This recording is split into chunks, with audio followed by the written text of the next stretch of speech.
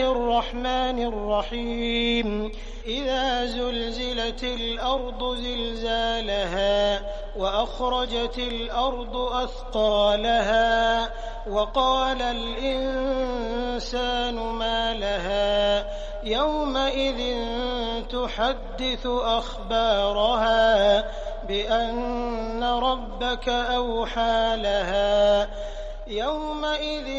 يصدر الناس أشتاتا ليروا أعمالهم فمن يعمل مثقال ذرة خيرا يره ومن يعمل مثقال ذرة شرا يره.